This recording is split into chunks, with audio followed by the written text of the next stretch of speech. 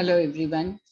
This is Dr. Anjali Srivastava, retired zoology professor from Jamshedpur Women's College, and this is my YouTube channel Adarsh Alia, a platform for the students who want to learn and also for the teachers who want to teach. So, students, we are discussing on this platform various topics required or requested by the students, specifically of MSc semester 1 and semester 4, for their syllabus, covering their syllabus. Today, I have got some requests from some students, general students of zoology honors doing graduation. As the exams are in the air, it is now April is ending and the May end or in the zoology in June, sorry, you will be having your final semester examination of BSc also and MSc also. So some requests I have received to discuss what are the areas or the fields in which the BSc zoology or MSc zoology students can go into. So I thought short class we can do on this also, क्योंकि ये बहुत natural question उठता है मन में कि zoology करने के बाद बीएससी ग्रेजुएशन जूलॉजी करने के बाद हम किन किन एरियाज में बढ़ सकते हैं और अकॉर्डिंगली एमएससी जूलॉजी करके भी हम क्या क्या कर सकते हैं. तो इट इज़ अगर दोनों को हम एक साथ डिस्कस करें तो काफ़ी लंबा हो जाएगा, तो हम अलग अलग डिस्कस करते हैं. आज हम देखते हैं what are the career prospects after graduation in zoology. So this is ये ध्यान दीजिए कि हम देखने जा रहे हैं ग्रेजुएशन इन जूलॉजी ऑनर्स के साथ. अंडरस्टूड है कि जूलॉजी में ग्रेजुएशन अगर हम कर रहे हैं तो उसका मतलब है कि जूलॉजी ऑनर्स के साथ ही हम ने स्पेशलिटी हासिल की है जूलॉजी में. तो डेफिनेटली देयर आर प्रॉस्पेक्ट्स, ऐसे बहुत सारे प्रॉस्पेक्ट्स हैं जिनमें आप नॉर्मल ग्रेजुएट्स की तरह भी जा सकते हैं. बट अगर आपने जूलॉजी में ऑनर्स किया है, प्रतिष्ठा हासिल की है, तो मैं समझती हूँ कि डेफिनेटली आप चाहेंगे कि आगे का जो आपका करियर का एडवांसमेंट हो, उसमें अगर आप जूलॉजी से अलग हटके भी चाहते हैं तो बहुत सारे एरियाज हैं. जूलॉजी को साथ में रखते हुए, जूलॉजी को ध्यान में रखते हुए भी आप बहुत सारे एरियाज में अपना आगे बढ़ सकते हैं. सो लेट अस सी टुडे फर्स्ट कि जूलॉजी के साथ हम क्या क्या देख सकते हैं.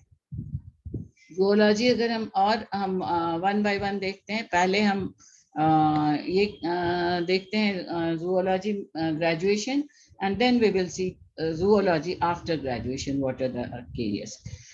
So let us start with, अगर हम सबसे पहले देखें तो जूलॉजी का अगर हम बीएससी ग्रेजुएशन करते हैं की स्टूडेंट्स का देखें तो बीएससी ग्रेजुएशन को के बाद का करियर को हम 4 ब्रॉडर एरियाज में बढ़ा सकते हैं.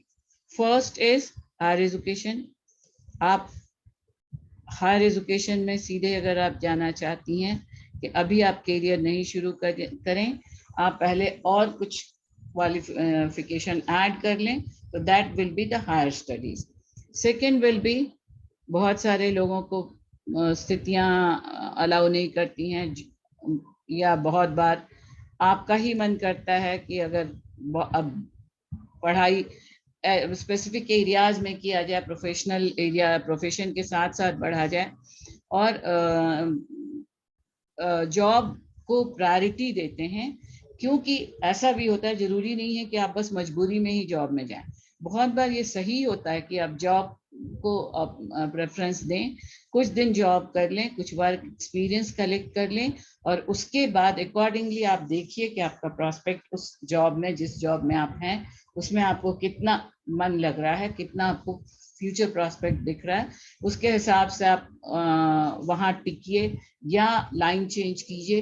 तो ग्रेजुएशन बहुत इमीडिएट स्टेज होता है, तो मेरी समझ से आपके पास समय रहता है कि आप कुछ ब्रेक ले सकें कुछ आजकल तो बहुत सारे, बल्कि काफी हर जगह करीब करीब ग्रेजुएशन के बाद प्लेसमेंट के लिए कॉलेज में ही कंपनीज आती हैं। ऑफ कोर्स जितना डिग्री है आपकी उस हिसाब से आपकी प्लेसमेंट्स होगी, उस हिसाब से सैलरी पैकेजेस मिलेंगे।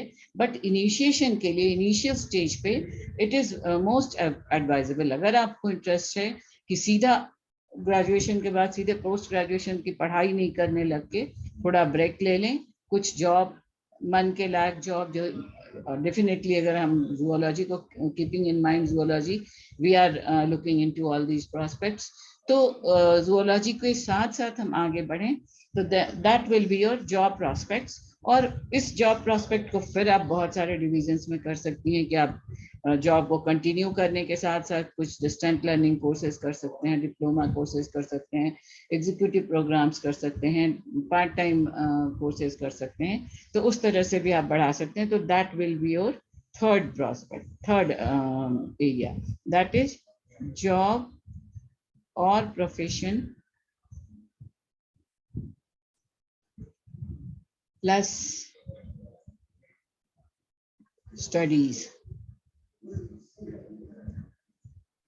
And fourth area, fourth arena is for the general graduates. बहुत सारे ऐसे एरियाज हैं जिनमें general graduates any stream, with any stream आप ग्रेजुएशन करके जिन एरियाज में आप जा सकते हैं। तो ये 4 ब्रॉडर प्रॉस्पेक्ट्स हो गए आपके। Higher education, job prospect, job और profession plus studies and the areas. ये ज्यादातर कॉम्पिटिटिव एग्जाम्स हैं, इनमें आपका जनरली आता है कॉम्पिटिटिव एग्जाम्स के थ्रू, या फिर आइदर कॉम्पिटिटिव एग्जाम्स और certain particular, certain specific courses.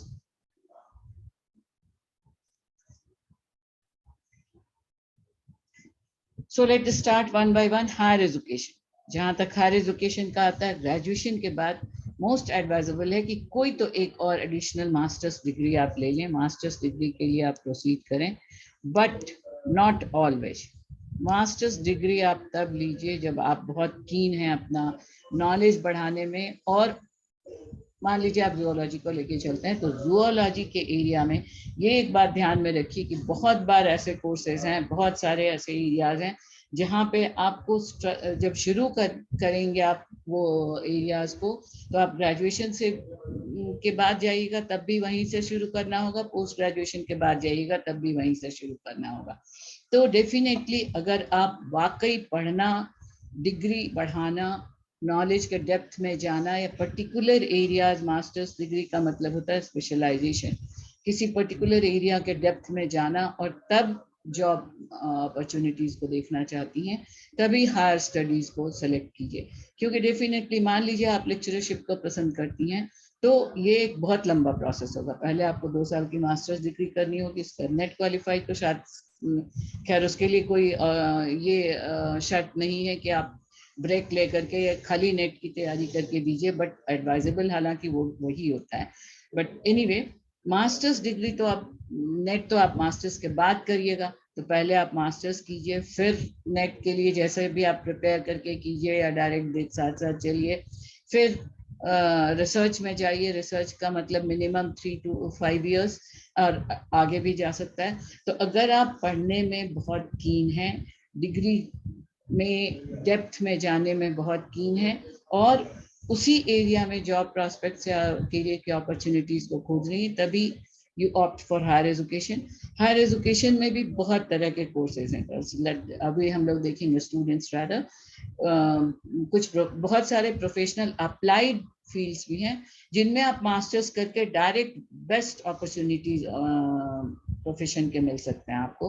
और कुछ कन्वेंशनल कोर्सेज हैं जिनमें मास्टर्स करके उसके बाद आपको एडिशनल क्वालिफिकेशन की और ज़रूरत पड़ेगी, चाहे आप कुछ ट्रेनिंग वाला प्रोग्राम्स में जाइए, या आप रिसर्च एरियाज में जाइए, या आप डिप्लोमा कोर्सेज में जाइए, या डिग्री कोर्सेज में फर्दर जाइए। बट वो कन्वेंशनल कोर्सेज के साथ आपको एडवांस कोर्सेज और आपको करने ही होंगे। दैट मीन्स कि आप डीप कीन हैं फर्दर डेप्थ में जाने में, तो वो एक हायर एजुकेशन का एरिया हो गया। So let us see one by one कि किस तरह से हम कन्वेंशनल कोर्सेज और अप्लाइड कोर्सेज, अगर आप हायर प्रोस्पेक्ट में जाना चाहती हैं, तो this job prospect we will see after looking into this, after looking into the higher education area, क्योंकि ये काफी ब्रॉडर एरिया है।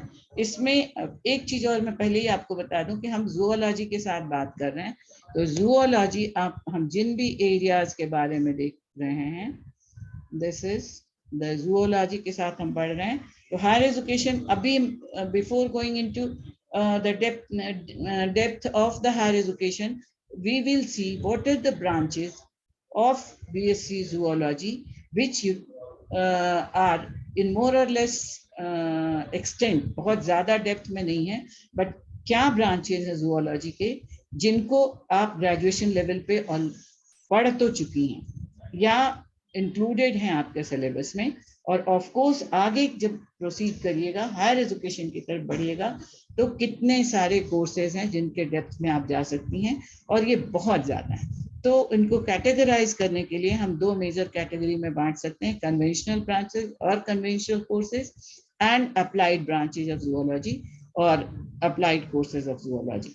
सो conventional branches are those branches which are typically the zoological basic concepts, the typical branches of zoology, जिनमें हम zoology के aspects को ही पढ़ते हैं।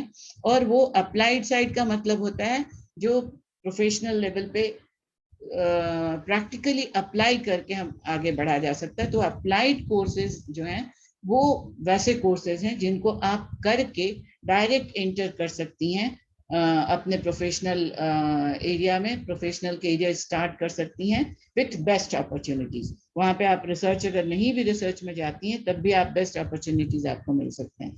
बट कन्वेंशनल ब्रांचेस ज्यादातर वो ब्रांचेज हैं जिनमें आपको एक मास्टर्स डिग्री करने के बाद और डेप्थ में जाना ही होगा। ज्यादातर यही एडवाइजेबल होता है कन्वेंशनल कोर्सेज के बाद, यही समझा जाता है कि कन्वेंशनल कोर्सेज से एमएससी करने के बाद स्टूडेंट्स जो इसमें एंटर करते हैं वो ज्यादातर या तो फिर प्रोफेशनल किसी ट्रेनिंग प्रोग्राम में जाएंगे और तब करियर शुरू करेंगे, या फिर रिसर्च एरियाज में जाएंगे। तो ये हम देख लें कि क्या क्या कन्वेंशनल ब्रांचेस हैं जूलॉजी के और क्या क्या अप्लाइड ब्रांचेस हैं जूलॉजी के। तो ये जो कोर्सेज हैं ये ऑलरेडी आप काफी कुछ पढ़ भी चुकी हैं।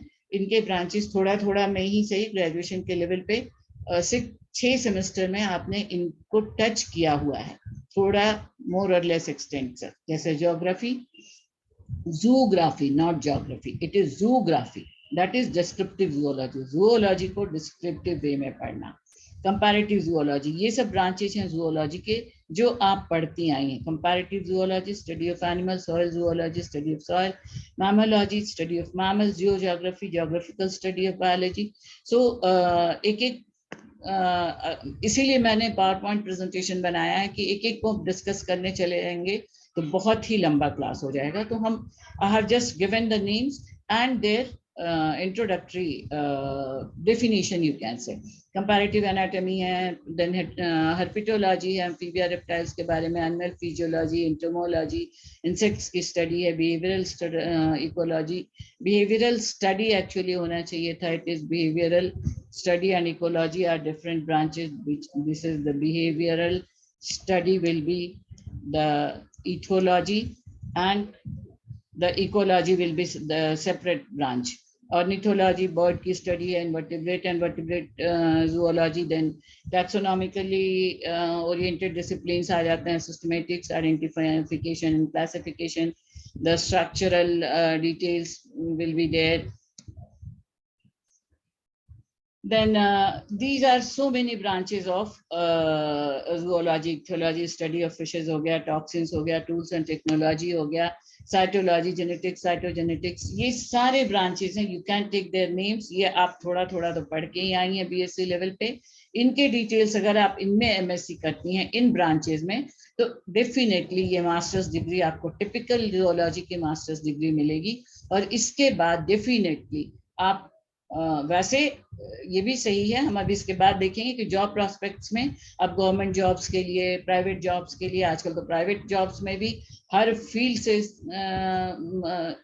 में कैरियर है, और वहां पे जा करके वर्क एक्सपीरियंस कलेक्ट करके और अपने कीननेस से आप अपना प्रोस्पेक्ट हर एरिया में बढ़ा सकते हैं। तो वो एक एस्पेक्ट हो गया कि मास्टर्स डिग्री करने के बाद आप जॉब एक्वायर करके और उस तरफ बढ़ें, या फिर आप professional courses like particular MEd हो गया, बीएससी के बाद आप, इवन बीएससी के बाद भी आप प्रोफेशनल ट्रेनिंग प्रोग्राम्स में जा सकती हैं। बीएड हो गया, एजुकेशन का एरिया, तो वो that we are going to see one by one. पहले हम देख लें कि applied courses and conventional courses क्या है। ये सारे हो गए हैं कन्वेंशनल कोर्सेज।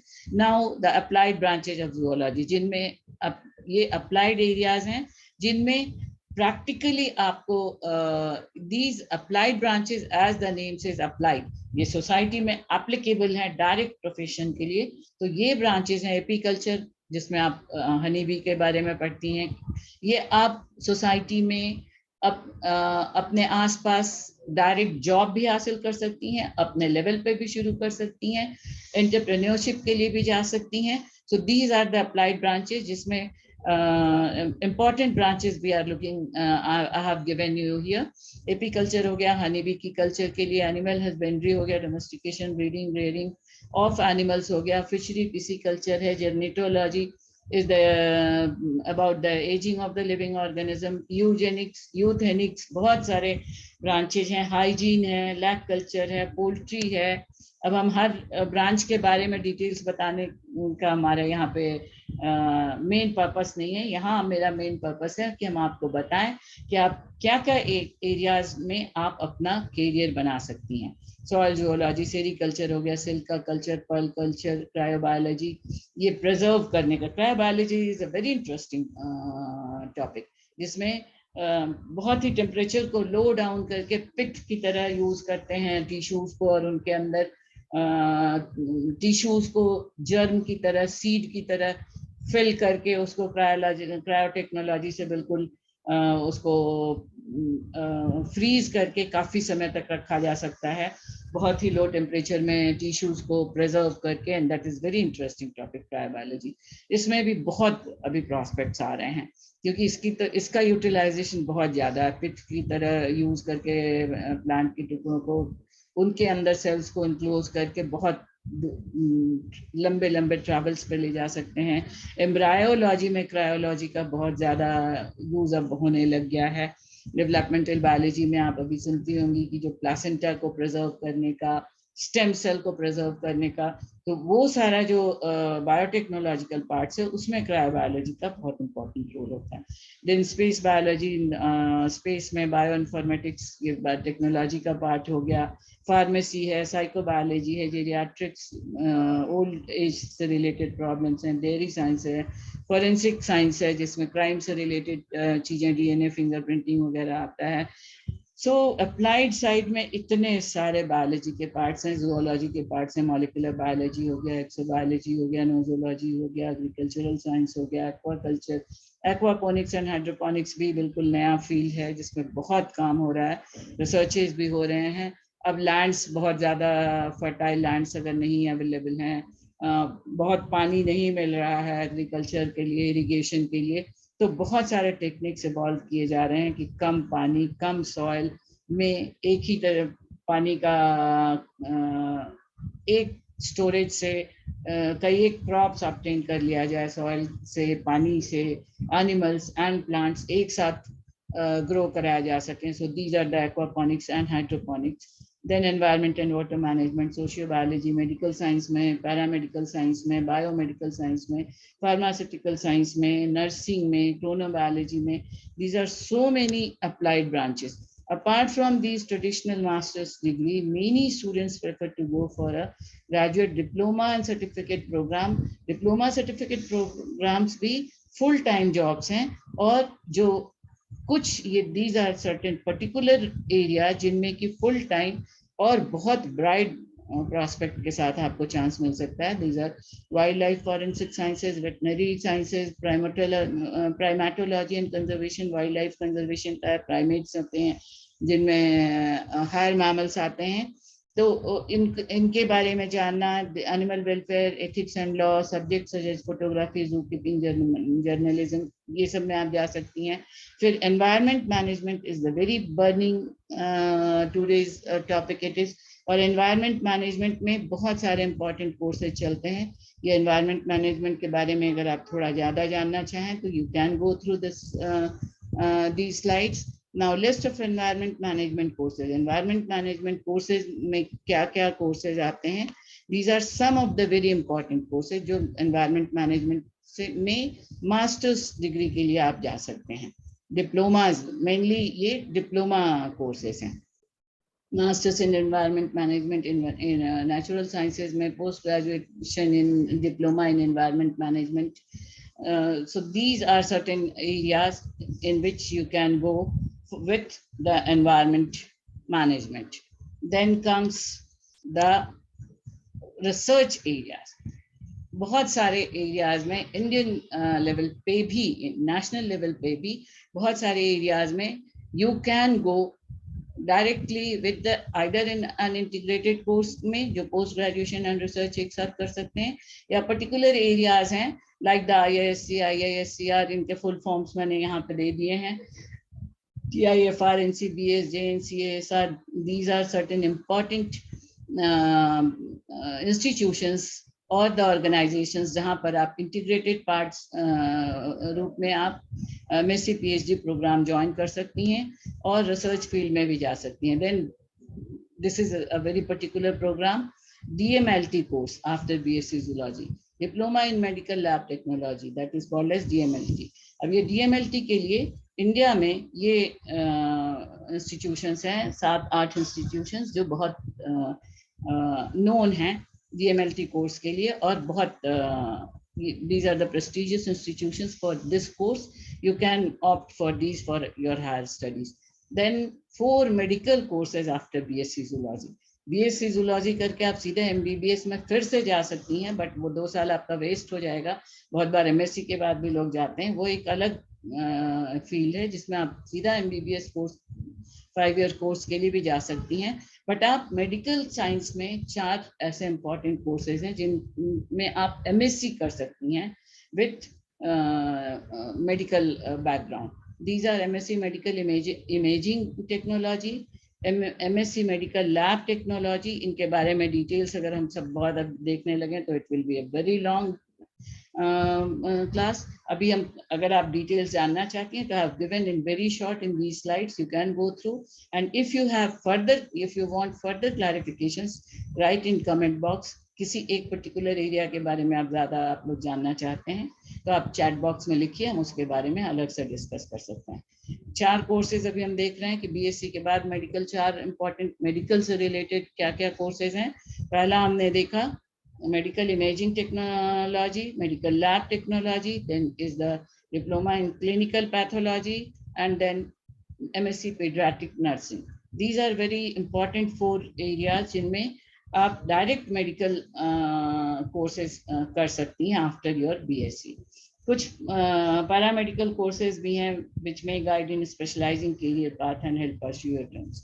इनके अलावा पैरामेडिकल कोर्सेज में आप जा सकती हैं जिनके पैरामेडिकल कोर्सेज में आपका क्या क्या फील्ड है, that you can see here. So this was up to here was the areas, very particular areas for your higher study. अब इन हायर स्टडीज के लिए अगर आप कहेंगे तो you right me in the chat box, या फिर मुझे अगर मैं एक और क्लास ले सकी तो इम्पॉर्टेंट इंस्टीट्यूशंस आप कहाँ से क्या क्या कोर्सेज कर सकती हैं उसकी भी मैं लिस्ट आपको दे सकती हूँ, इंडिया में और या आउटसाइड इंडिया, अब्रॉड में. कुछ इम्पॉर्टेंट इंस्टीट्यूशंस के बारे में हम देख सकते हैं. Now let us come to the second option, that is the job prospect.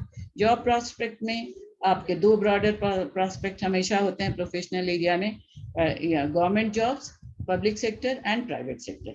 Definitely first choice होता है पब्लिक सेक्टर, बट हम ये भी जानते हैं कि पब्लिक सेक्टर में जॉब हासिल करना बहुत आसान नहीं रह गया है। गवर्नमेंट की पॉलिसीज के हिसाब से बहुत सारे रिजर्व कैटेगरीज भी हो गए हैं, अनरिजर्व में के लिए लिमिटेशंस बहुत ज़्यादा हो गए हैं।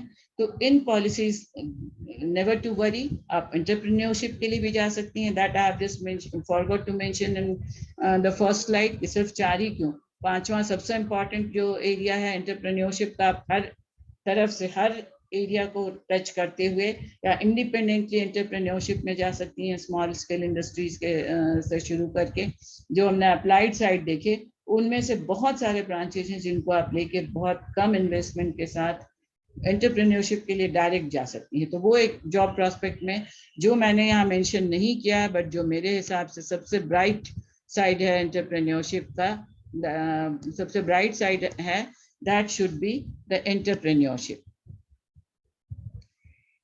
First area must be the entrepreneurship area.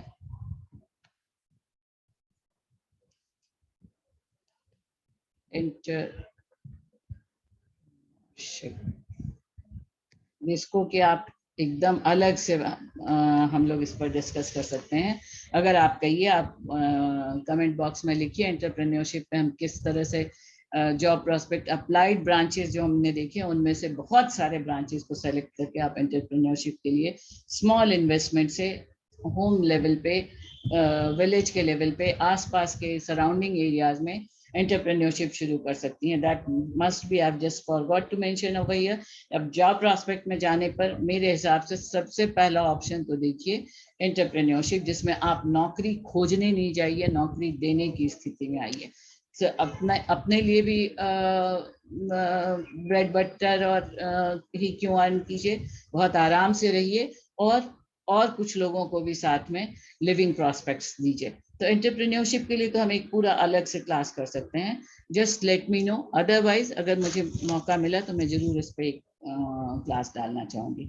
उसके अलावा government jobs and public sector and private sectors में आप किन किन एरियाज में जा सकती हैं, उसके बारे में मैंने एक शॉर्ट लिस्ट यहाँ पे बनाया है। और एक चीज आप, अगर आप इसको पढ़िएगा तो देखिएगा कि इसमें जितने वर्ड्स हैं ये ऑलरेडी आपके, जब हम conventional courses and applied courses देख रहे थे तो करीब करीब ये सारे टर्म्स वहाँ पे भी आए हुए हैं। तो हमेशा हर बार मैं वही रिपीट करती चलूँ, इसलिए मैंने ये स्लाइड्स बना दिए हैं।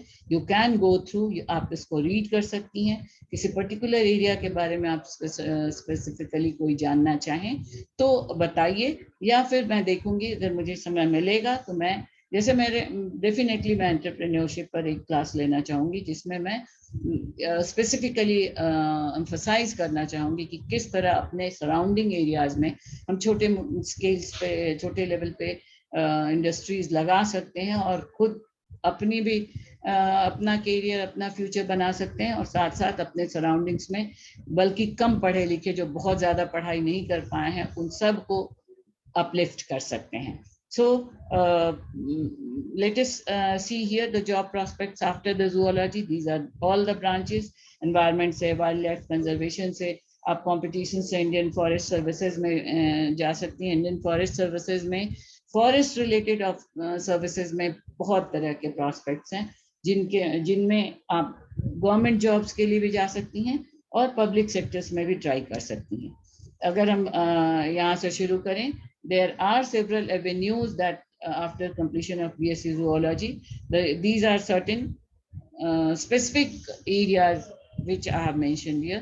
बट इसके अलावा जितने हमने कन्वेंशनल कोर्सेज का तो मैं नहीं उतना कह सकती हूँ, पर अप्लाइड कोर्सेज के एरियाज को ऑलरेडी लेकर के लोग बढ़ चुके हैं, इसलिए उन हर एरियाज में आप जॉब के लिए अप्लाई कर सकती हैं। ऑफ कोर्स प्राइवेट सेक्टर में बहुत high paid job simple graduation के लेवल के बाद मिलना मुश्किल है, बट आप वर्क एक्सपीरियंस के साथ काम करते करते अपनी efficiency, educational efficiency, professional efficiency बढ़ाते जा सकते हैं और बहुत जल्दी बहुत अच्छा प्रॉस्पेक्ट हासिल कर सकते हैं।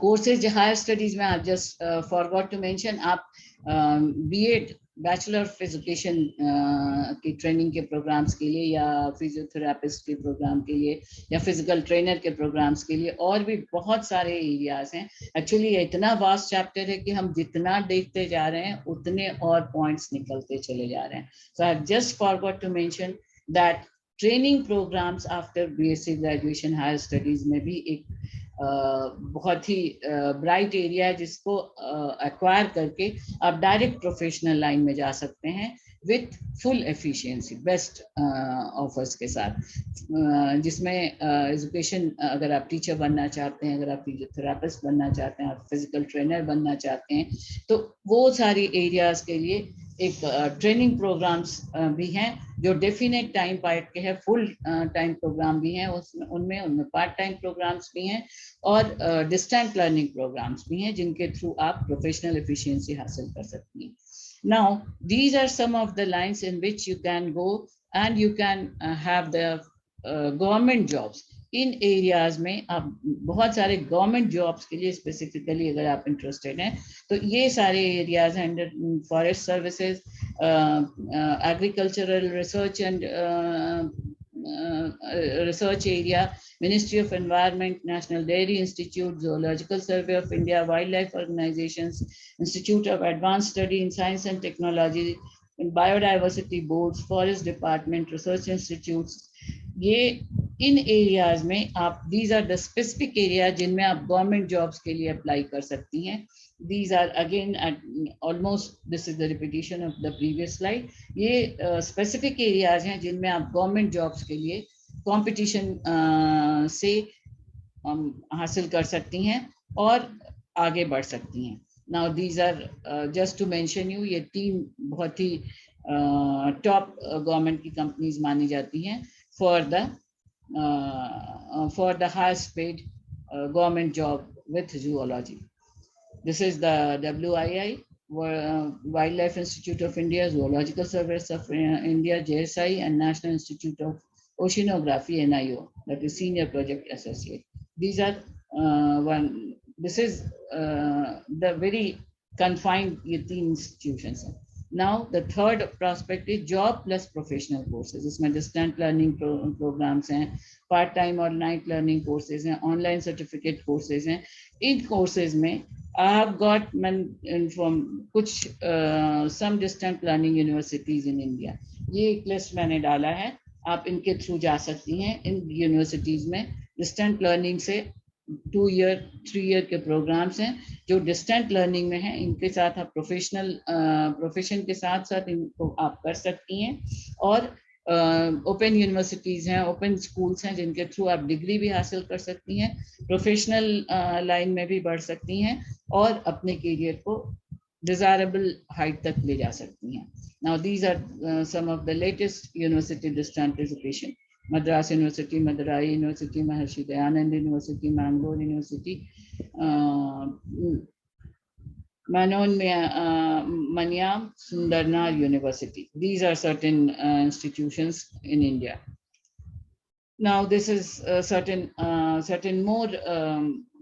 Now this is the last slide. अब हम यहाँ पे खत्म करेंगे क्योंकि I think काफी लंबा हो चुका है. तो अब इसके बाद अभी वैसे मुझे लगता है कि हमने एक पार्ट कवर किया है ग्रेजुएशन के बाद में. ये जो प्रोग्राम्स मैंने यहाँ मेंशन किए हैं ये जनरल स्ट्रीम ग्रेजुएशन के लिए हैं.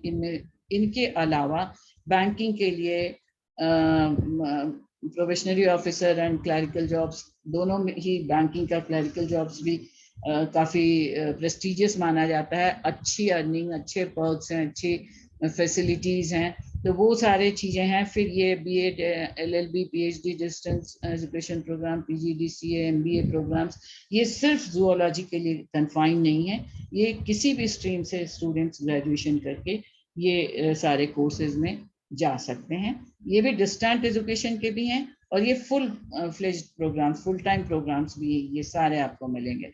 तो आप जहाँ पे जाना चाहें, जिस तरह से आप एक्वायर करना चाहें, अगर आप प्रोफेशन एंड लर्निंग में जाना चाहते हैं तो डिस्टेंट एजुकेशन में जाइए, अगर आप डायरेक्ट पहले डिग्री लेना चाहते हैं तो फुल टाइम प्रोग्राम्स को हासिल कीजिए।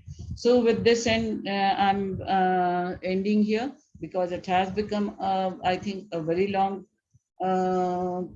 class or description. If you want much more clarifications, please go and write in comment box. Do like, share and subscribe my channel, and don't forget to press the bell icon to get notifications of my upcoming videos. Thank you so very much.